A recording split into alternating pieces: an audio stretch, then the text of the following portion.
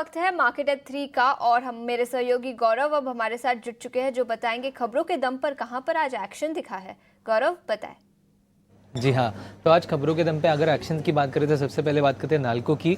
यहाँ पे एक अच्छा अपसाइड हमें देखने को मिला और इसका मेन रीज़न ये है कि कहीं पे जो माइनिंग लीज डीड है वो साइन किया था डिस्ट्रिक्ट कलेक्टर ने आज के लिए। उत्कल का डी और ई ब्लॉक जो है उसके लिए जो डीड है वो साइन किया था। ये डीड जो है वो 2051 तक रहेगा और इसके चलते हुए ये जो माइनिंग के लिए कोल का जो प्रोडक्शन है उसकी capacity 4 million ton per annum तक जा सकती है कंपनी के लिए।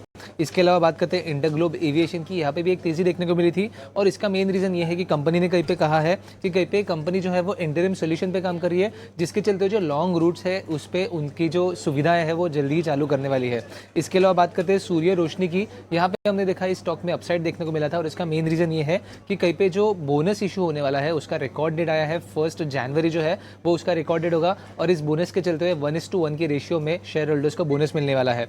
इसके अलावा एनटीपीसी ग्रीन में हमने देखा कि आज के दिन में एक प्रेशर देखने को मिला था और इसका मेन रीज़न ये है कि कहीं पे जो 1 महीने का लॉक इन पीरियड था वो खत्म हो गया था और उसके बाद आज के दिन में हमने देखा इस स्टॉक में अच्छा प्रेशर हमें देखने को मिला। लगभग 5% से भी ज़्यादा जो डाउनसाइड है आज के दिन में ही हमें इस स्टॉक में देखने को मिला।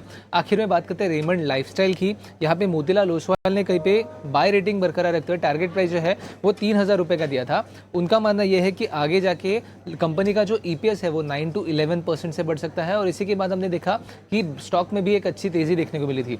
तो खबरों के दम पे और ब्रोकरेजेस के दम पे इन स्टॉक्स में आज एक अच्छा एक्शन हमें देखने को मिला। इसी के चलते आगे जाके भी इन सब स्टॉक्स में नजर रखना काफी जरूरी रहेगा। ये सारे स्टॉक्स जो खबरों और ब्रोकरेज रिपोर्ट्स के दम पर आज फोकस में है। गौरव शुक्रिया पूरी डिटेल्स के साथ जुड़ने के लिए।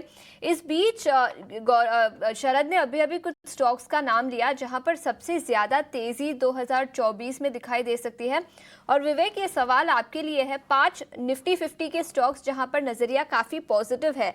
Adani enterprises, IndusInd bank, SBI life, Adani ports और कोल इंडिया। इसमें से कोई एक स्टॉक अगर आपको चुनना हो 2025 के लिए तो वो कौन सा होगा और क्या वजह होगी उसके पीछे? तो देखिए, मेरे पास ऑलरेडी जो पोर्टफोलियो में है ऐसे डिस्क्लोजर आप समझ लीजिए, और ये पांचों में से सिर्फ एक यही है, वो है इंडसइंड बैंक। अब इंडसइंड बैंक ऑलरेडी पोर्टफोलियो में है, वो सबसे बड़ा डिस्क्लोजर हो गया और इनडायरेक्टली सबको मैसेज चला गया कि क्या करना चाहिए। और मुझे लगता है कि अब जितना भी नेगेटिव था ना, वो सारा ऑलरेडी प्राइसिंग में फैक्टर्ड इन है। तो यहाँ से आपको अगर थोड़ी बहुत भी स्टेबिलिटी अगले क्वार्टर, इस क्वार्टर के रिजल्ट में देखने को मिलती है, तो मुझे लगता है कि स्टॉक आपको आराम से डबल डिजिट रिटर्न्स कुछ ही हफ्तों या महीनों के अंदर ही देख के आराम से जा सकता है। तो अच्छा लग रहा है स्टॉक मुझे ओवरऑल, और बैंकिंग ओवरऑल में ऐसे भी बुलिश हूँ क्योंकि यहाँ से डाउनसाइड ओवरऑल कम लग रहा है।